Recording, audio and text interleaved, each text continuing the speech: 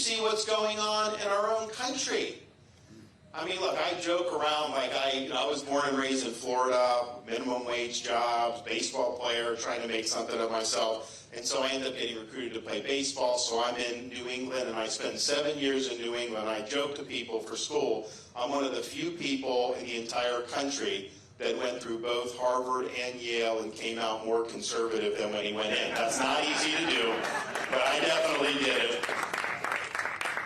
But even in those days where you had very left-wing stuff, I don't think students would have gone out and celebrated when the blood wasn't even dry on the Israeli victims, celebrated a terrorist attack like that. This is way beyond anything I thought was possible. As much of a low regard I have for some of the stuff that goes on in our universities. So you have this out there, you have angry mobs chasing Jewish students that are running for their lives, and these universities are not doing anything about it. I can tell you this, when I'm president, I'll send the Justice Department after these universities. We're going to hold them accountable because they're basically violating the civil rights of these Jewish students by letting these angry mobs rule the halls and rule the streets there. And if you have foreign students on visas that are out there protesting in favor of Hamas, I'm canceling their visas and I'm sending them home.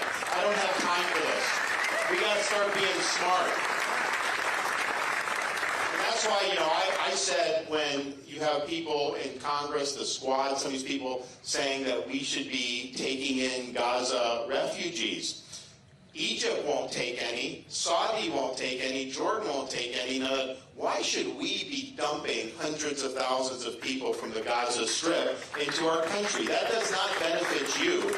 It does not benefit this country. And we've got to stop being politically correct when it comes to this. Some will say that, some are terrorists, but some are freedom fighters, all this other stuff. Look, they elected Hamas in the Gaza Strip, okay? They were cheering in the streets in Gaza when October 7th attacks happened against Israel. They were cheering in the streets in Gaza on September 11th, 2001, when Al-Qaeda knocked down the Twin Towers. I remember that very distinctly.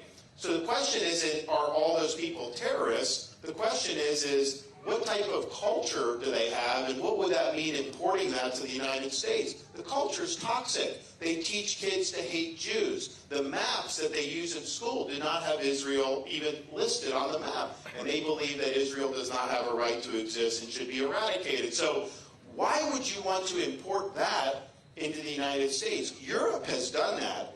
And you look at what's happening in Europe now, those were stupid immigration policies. So we're not going to make that mistake here in the United States. And yeah, we don't want the illegal immigration, of course. But our legal immigration system, if you want to come into this country, you should accept and support the founding principles of this country, and you should be willing to assimilate into this country. And if you're not willing to do that, that's not benefiting the United States.